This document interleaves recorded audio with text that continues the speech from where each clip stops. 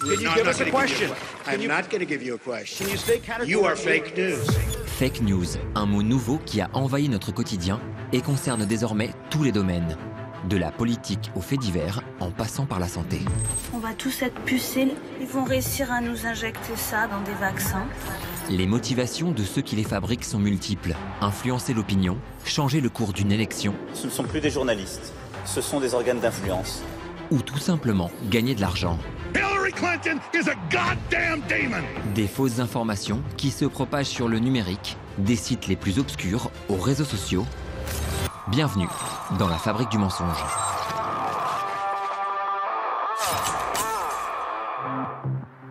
C'est l'histoire d'un homme qui est à l'origine des pires fake news qui ont circulé sur Internet durant les 2 dernières décennies, Alex Jones. The New World Order, I guess, has read that God's going to destroy the earth next time by fire. Michelle Obama, Barry Soetoro's wife, the fraudulent first lady admitting born in Kenya.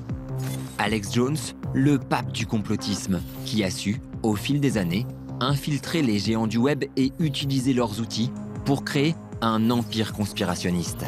Il y a des gens qui détruisent toutes les valeurs que représente l'Amérique. Et Alex Jones est tout en haut de la liste. Un homme dont les théories haineuses déversées sur tous les canaux disponibles ont été reprises par des hommes politiques. Donald, thank you for joining us. Thank you, Alex. Great to be with you. Alex Jones, un homme qui a surtout pu prospérer pendant près de 20 ans en profitant de la passivité des réseaux sociaux. Alex Jones était très présent sur les réseaux sociaux et les plateformes l'ont beaucoup aidé. Alex Jones, un cas qui interroge. Pourquoi s'est-il développé pendant si longtemps sans que personne ne l'arrête? Comment a-t-il gagné des millions en propageant des mensonges? Et surtout, quel événement a finalement poussé les géants du web à le bannir subitement en août 2018? Je pense qu'ils se sont coordonnés parce que justement ça engage leur responsabilité vis-à-vis de tous les autres. Bienvenue dans le monde vertigineux du complotiste le plus sulfureux du XXIe siècle.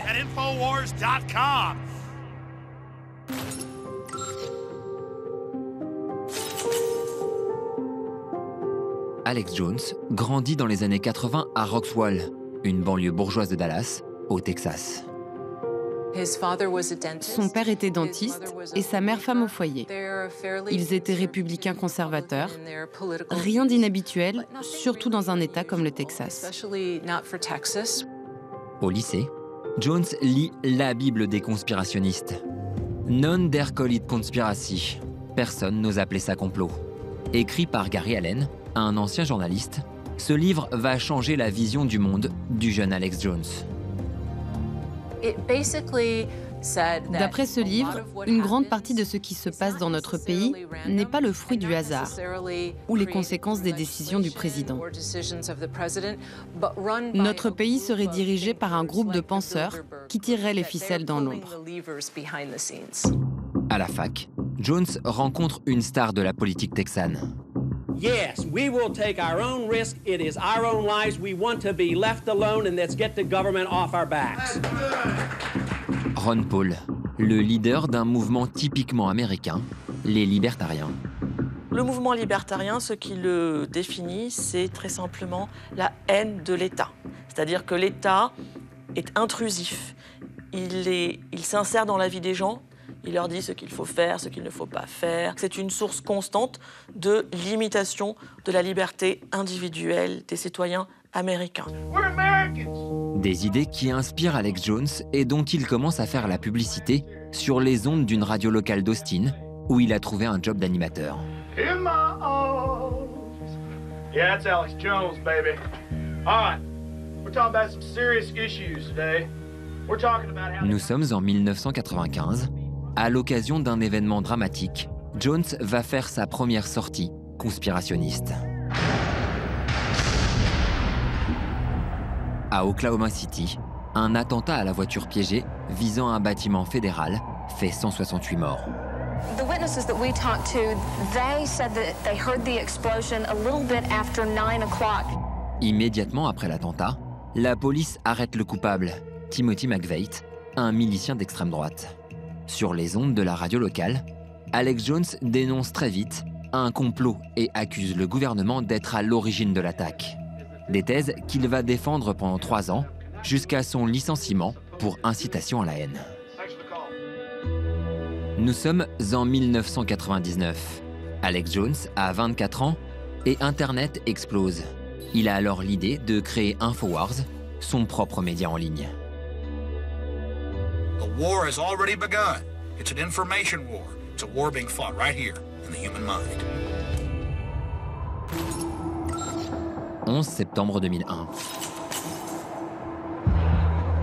Avec les tours du World Trade Center, une certaine idée de l'Amérique s'effondre, celle d'un pays intouchable. Le 11 septembre est un événement traumatique et traumatisant pour les Américains.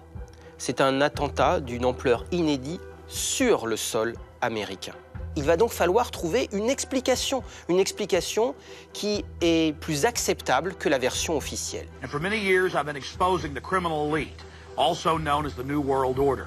Pour Alex Jones, une fois encore derrière les attentats, il n'y a pas Ben Laden et Al-Qaïda, mais évidemment le gouvernement américain. Ladies and gentlemen, more terrorism is on the way. September 11th was only the latest in a long line of terror events worldwide in recent history, being orchestrated by the shadow government globally to usher in a system of total control. Une thèse qu'il partage alors sur son site infowars.com et qui, en ce début des années 2000, entre les blogs et les boucles de mail, trouve rapidement un écho dans la société américaine.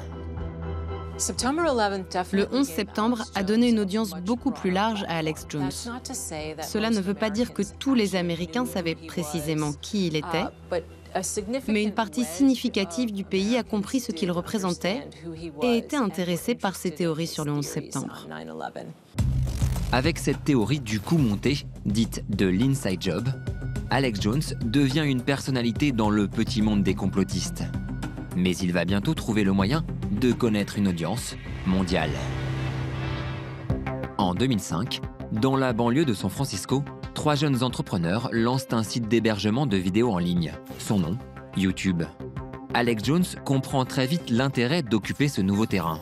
En novembre 2007, le Texan est producteur de ce qui va devenir le premier blockbuster numérique, Loose Change Final Cut. We have been and continue to be lied to about the events of September 11th.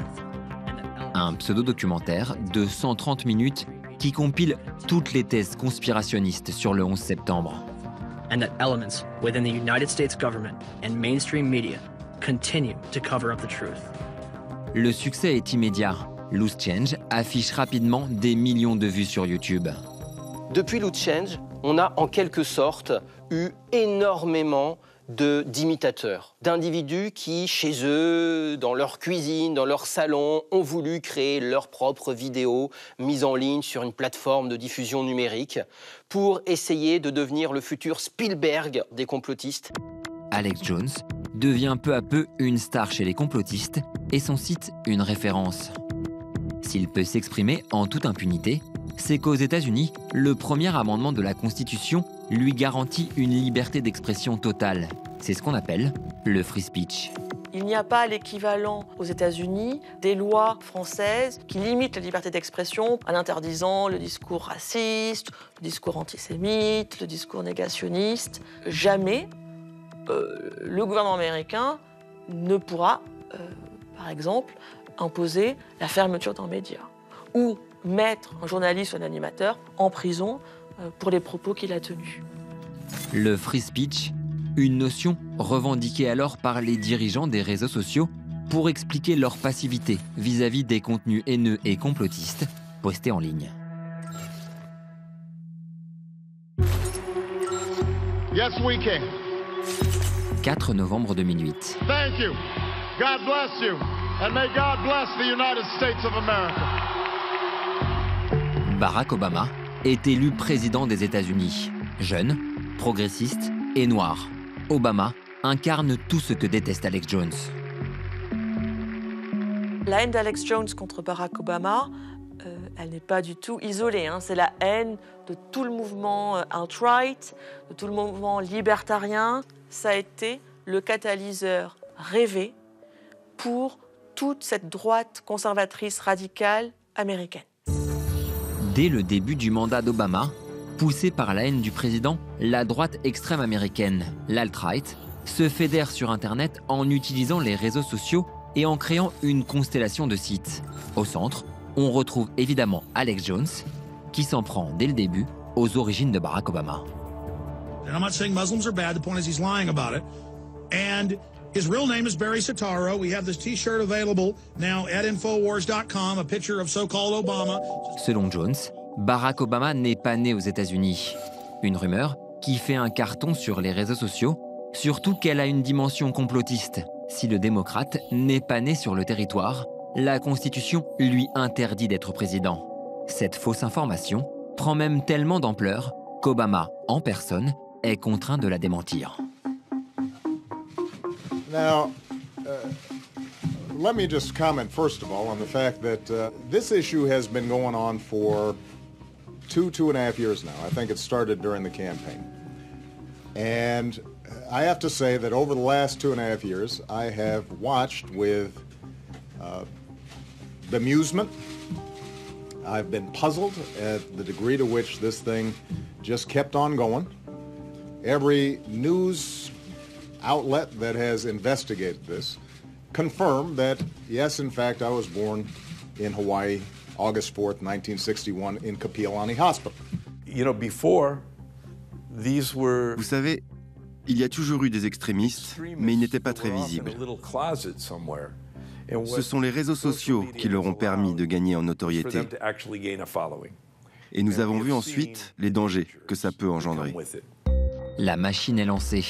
Jones multiplie les attaques en cherchant à chaque fois à rendre ses fake news les plus virales possibles. En août 2009, il détourne le film Batman. Hey everybody, it's me, your good friend, the Obama supporter.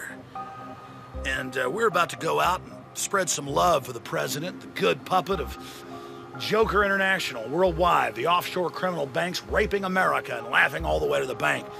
Pour dénoncer les nombreuses aides que veut mettre en place Barack Obama, Alex Jones fait un photomontage du président, grimé en Joker, le méchant de Batman.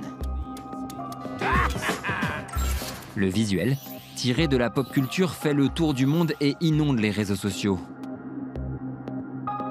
Elizabeth Williamson, journaliste au New York Times qui a rencontré Jones pour une enquête, se souvient d'avoir été marquée par le comportement du complotiste. Quand nous avons terminé l'enregistrement, il a immédiatement changé d'attitude. Il se comportait comme un homme d'affaires qui vous fait visiter son entreprise. Il en était très fier. Il nous disait « Voici les gens qui travaillent pour moi, ici ce sont mes bureaux ». Donc dans une certaine mesure, je pense qu'il reconnaît son rôle d'agitateur médiatique. Jones est en effet devenu un businessman du complotisme, à la tête d'un véritable petit empire. En plus de son site Infowars, il a désormais une chaîne YouTube, des podcasts sur Spotify, une application sur l'Apple Store et des comptes avec des milliers de followers sur les plus grands réseaux sociaux. Jones fait même de la publicité façon téléachat complotiste. A clean, toxic-free body is the foundation of true health. Introducing Deep Cleanse by InfoWarsLife.com. And now you can protect yourself from corrupt cops with the InfoWars Dashcam. Entre ses produits dérivés et les recettes générées par les pubs sur Infowars, Alex Jones gagne plus de 10 millions de dollars par an. Avec Barack Obama, il a trouvé l'ennemi idéal. En 2012, alors que le démocrate est en course pour un second mandat, Jones confie même à ses collaborateurs « Si Obama perd, nous sommes fichus. » And breaking news. The breaking news is coming to us out of Connecticut. Apparently about 9:30 this morning, a gunman walked into an elementary school. A school shooting at an elementary school. 27 people dead, including 20 elementary school students. Décembre 2012.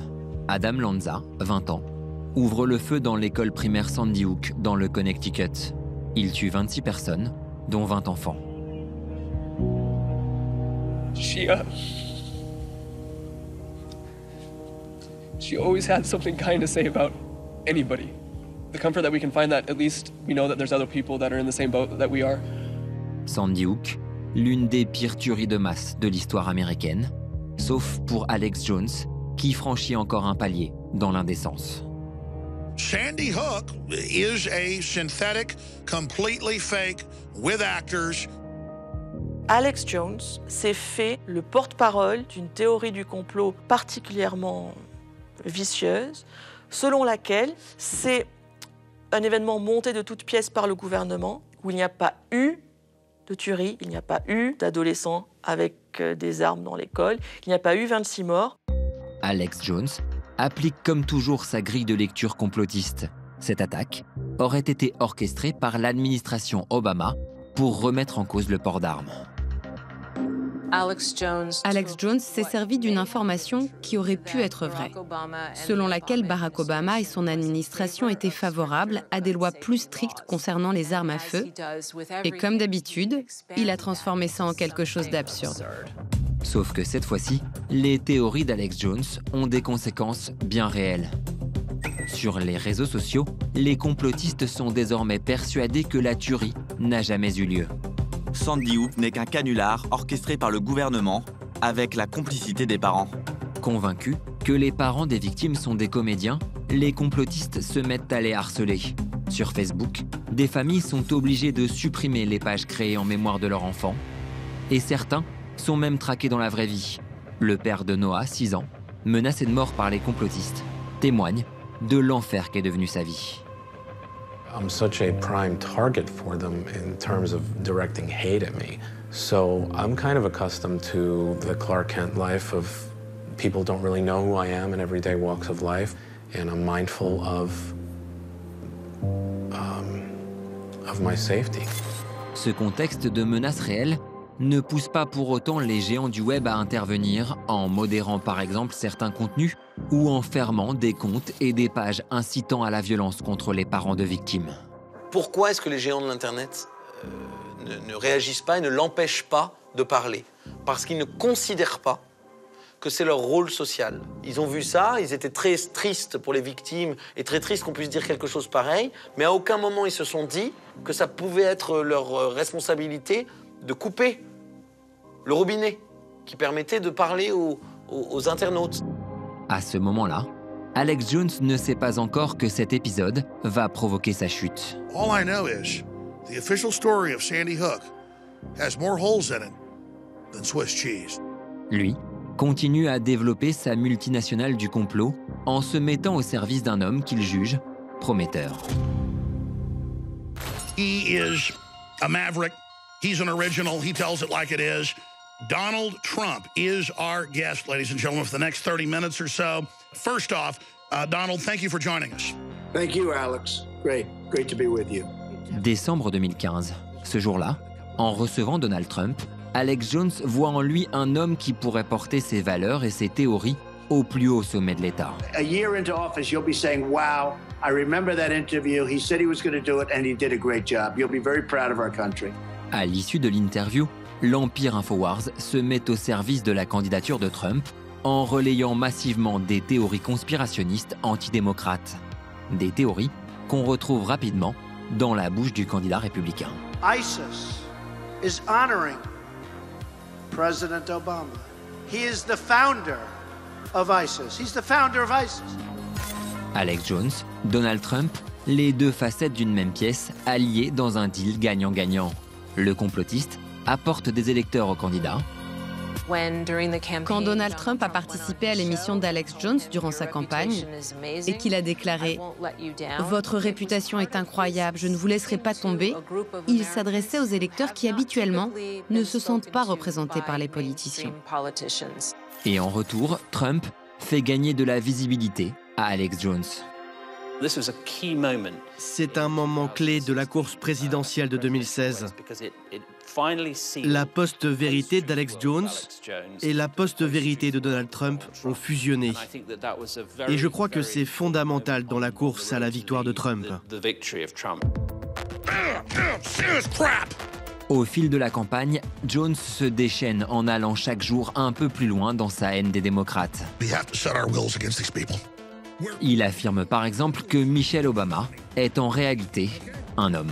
It's not racist to say she looks like a man. And let me explain something. Every time I look at Michelle or Michael Obama, the first lady or the first tranny. Like, dude looks like a lady, lady looks like a dude. Un acharnement qui va être récompensé, car finalement, le 8 novembre 2016, contre toute attente, Ladies and gentlemen, the next president of the United States, Donald Trump. Love you guys. Love all you. History has been made, Jake. Yeah. Think about in what the new Trump-led world. La campagne présidentielle, une période faste pour Alex Jones. En 2016, sur YouTube, les vidéos d'InfoWars atteignent 83 millions de vues, soit 5 fois plus qu'un an auparavant. Une expansion favorisée par la passivité des plateformes. Alex Jones a longtemps été sur Facebook et sur Twitter. Il était très actif. Et ces réseaux sociaux l'ont aidé à se faire connaître et à développer son business. C'est grâce à ça qu'il est devenu célèbre. Pour les géants du web, à cette période, Alex Jones n'est qu'un influenceur parmi d'autres, comme un chanteur ou une star de télé-réalité.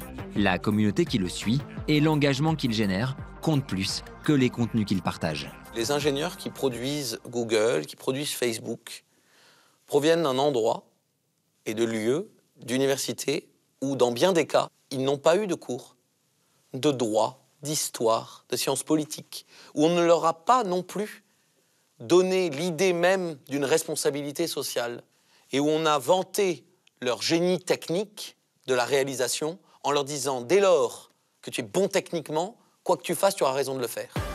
Après l'élection, Jones est au sommet. Il a un allié à la Maison-Blanche, l'argent coule à flot, sauf que... 23 mai 2018. Lawsuits were filed today in Connecticut against right-wing radio host and conspiracy theorist Alex Jones for alleged defamation. Lawsuit against Alex Jones and other conspiracy theorists for claiming Sandy Hook was a hoax. 6 familles d'enfants assassinés à Sandy Hook attaquent Alex Jones en diffamation devant une cour du Connecticut. À la surprise générale, la plainte est déclarée recevable par le juge. L'argument majeur des familles de victimes de Sandy Hook, qui attaquent Alex Jones en justice pour diffamation, c'est qu'il ne fait pas du journalisme. Et donc, il n'est pas protégé par le free speech. Si vous savez qu'une information est fausse, mais que vous continuez de la répandre, vous n'êtes pas protégé par le premier amendement. Pour ce magistrat, Alex Jones ne peut se cacher derrière le principe du free speech. Et dans cette affaire, Facebook va bientôt être mis en cause. Le 25 juillet, dans le quotidien anglais The Guardian, Véronique Della Rosa, la mère d'une victime, publie une lettre ouverte adressée à Mark Zuckerberg. Nos familles sont directement menacées par les centaines de milliers de personnes qui voient et croient les mensonges et les discours de haine que vous avez décidé de protéger. Vous avez l'énorme responsabilité de veiller à ce que votre plateforme ne soit pas utilisée pour nuire à autrui ou pour contribuer à la prolifération de la haine. Il semble pourtant que sous le couvert de la liberté d'expression, vous êtes prêt à autoriser des personnes qui ont précisément pour but de le faire. La pression exercée sur les réseaux sociaux à ce moment-là n'avait jamais été aussi forte. Je pense qu'on en était arrivé à un point où ils attendaient juste la bonne occasion pour agir. Finalement, 10 jours après cette lettre et 2 mois après la décision du juge du Connecticut, le couperet tombe pour Alex Jones. Le 6 août 2018, en l'espace de 24 heures, il est banni par les géants du net. Apple commence par supprimer son application, puis Spotify, ses podcasts, avant que Facebook, YouTube et Pinterest ne bloquent ses comptes. Seul Twitter hésitera pendant 1 mois avant de finalement faire de même. Quand les géants du web ont blacklisté Alex Jones tous en même temps, c'est parce que je pense qu'ils se sont coordonnés quand même. C'est qu'ils se sont dit, OK, t'y vas pas, parce que justement, ça engage leur responsabilité vis-à-vis de tous les autres. Et tout d'un coup, en le faisant ce jour-là, ils ont collectivement décidé de se responsabiliser vis-à-vis du contenu.